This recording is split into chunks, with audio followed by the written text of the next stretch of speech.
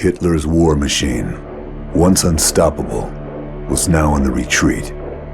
The Allies in the west and Russia in the east were squeezing the tattered remnants of the Reich in a vice-like grip. Germany's last hope lay in their wonder weapons. The V-2 rocket, a huge leap forward in the history of military technology. It was a weapon system to herald a new form of warfare. Inhuman. Faster than the speed of sound, it struck without warning. The Nazis launched over 3,000 rockets in a desperate attempt to reverse history. It was a terror weapon, pummeling Antwerp, Paris, and London. After the D-Day landings, their launch sites were overrun and pushed back out of range of England. But already, the Allies were looking to the future, to the next war. The Americans were gathering up the best of Germany's rocket scientists in the top-secret Operation Overcast. Many of the architects of the V-2 program had already been acquired, but not all. With Berlin encircled, Germany's last-ditch defense falling back block by block, and total defeat only days away, those scientists remaining in the city would soon be in Russian hands. My job was to make sure that didn't happen.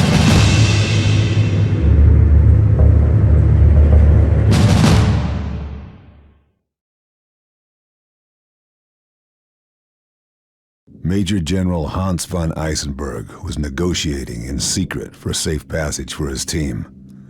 5 of the V-2 program's top men. He was meeting his Russian handler at the Brandenburg Gate.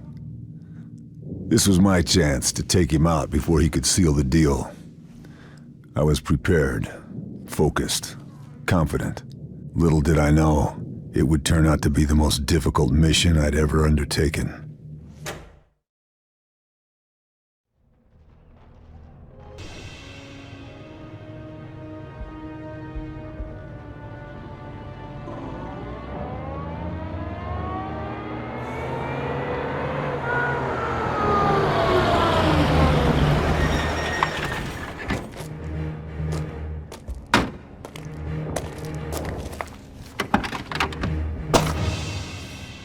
Von Eisenberg was punctual and made no effort to hide his ugly face.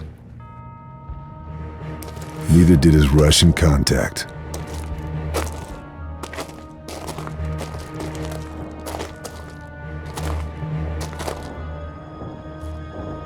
I had a clear shot. The slightest pressure on the trigger, and it was good night, Major General. Just a question of choosing my moment. Von Eisenberg was dead. I was committed now. Both the Russians and Germans would know I was in play. 4 to go.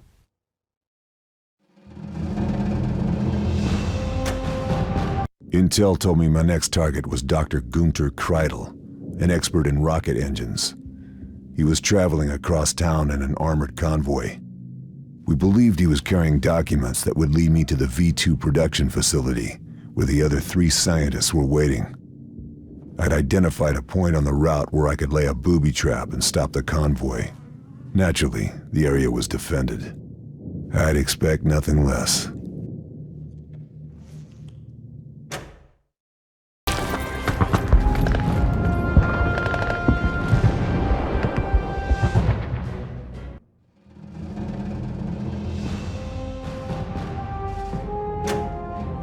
Now I knew where the V-2 production facility was. I figured I was in the home stretch. All I had to do was get in, neutralize the 3 remaining targets, blow the whole place sky high, and head for home. Simple.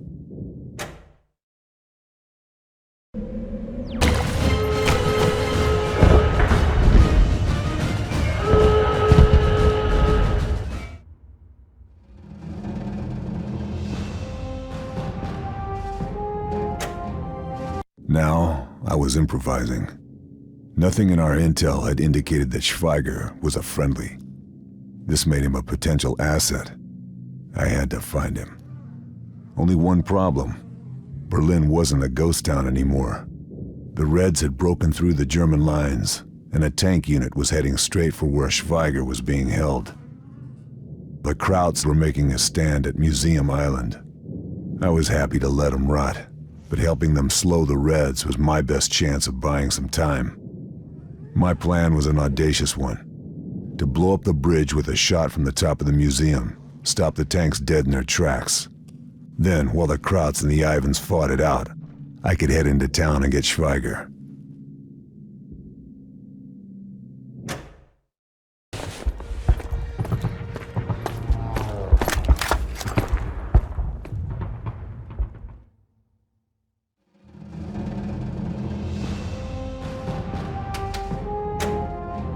With the Reds and the Krauts knocking 7 shades of shit out of each other back at Museum Island, I'd bought myself some time.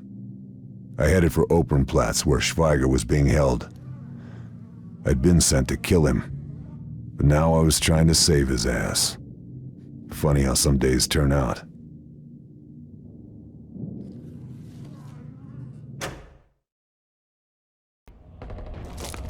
The assault was over. We were safe. For now. Thank you for the rescue. But I fear that it was a waste of time. Wolf, as a plan, V2 rockets. Tauben. Tauben? Where's that? Not a... not a place. What is it then?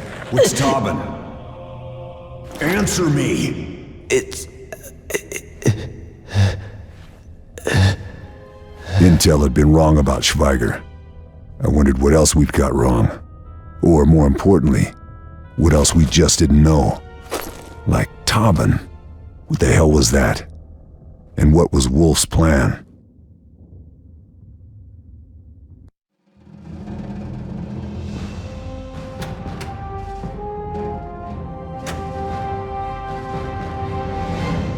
Whatever Wolf was planning, I'd have to worry about it later. I had fresh intel on Muller. He'd been transferred to take command of the Tiergarten Flak Tower. I don't like improvising, but HQ reckoned they'd found a location for the shot, and they'd send an airdrop with plans and supplies. Trouble was, the Flyboys had missed the drop zone. They managed to land it in the worst possible location, at the top of a church tower. The only question was, who would I find waiting for me? The Jerrys or the Reds? No doubt they'd be expecting me.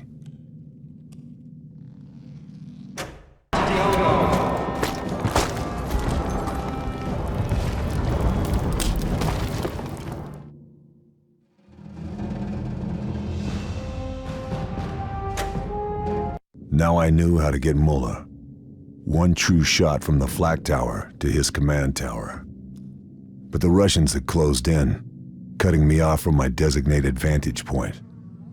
I'd have to cross the front line, past the attacking Reds, and infiltrate one of the most heavily defended fortresses in Berlin. This is what I trained for. Just me, my rifle, and a target.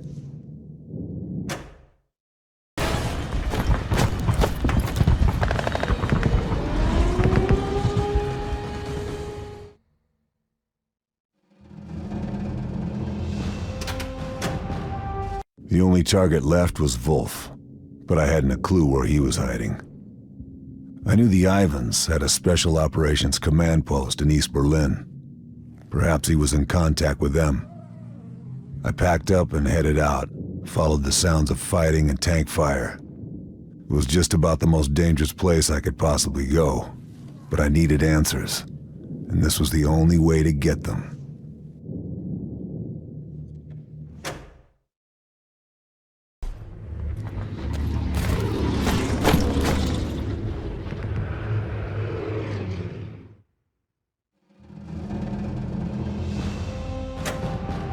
Somewhere outside Berlin, Wolf and his Russians were getting ready to wipe out London, but I still had no idea where the launch site was. I had the location of Wolf's office in the heart of the city, and if I couldn't find what I needed there, a government ministry building located nearby might provide some answers. The Battle of Berlin was at its height now. Close quarters fighting on every street. Snipers on every rooftop. Tanks on every bridge and square. The Germans were burning their documents to stop them falling into Russian hands. I had to move quickly.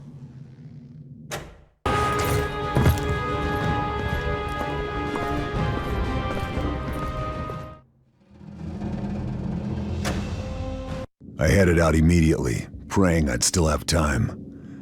I had to get into position to take out that rocket. That would be hard enough. But to make matters worse, only a full fuel tank would generate a big enough explosion to burn off all traces of the Tauben payload. I only had a small window between fueling and launch. My last chance to take out Wolf was at the Tiergarten airstrip, 1845 hours. I didn't have much time. Stopping Wolf meant heading straight back into the heart of Berlin. With most of the city in ruins, the only location for the shot was right back where I started. I needed to get to the Brandenburg Gate. The city was on fire, the battle raging, like a vision of hell.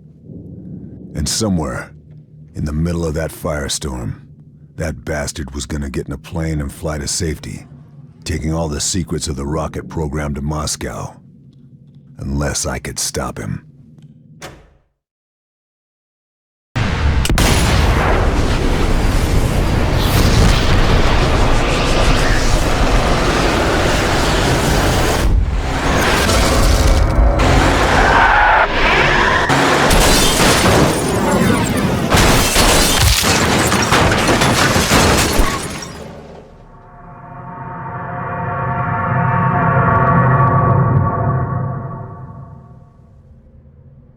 The Battle of Berlin ended at 8:23 the next morning, May 2nd, 1945, when Commander General Weidling submitted the surrender of German forces to General Chukov of the Red Army. Within a few days, the war ended, but already a new war was beginning, the Cold War, and I was its first soldier.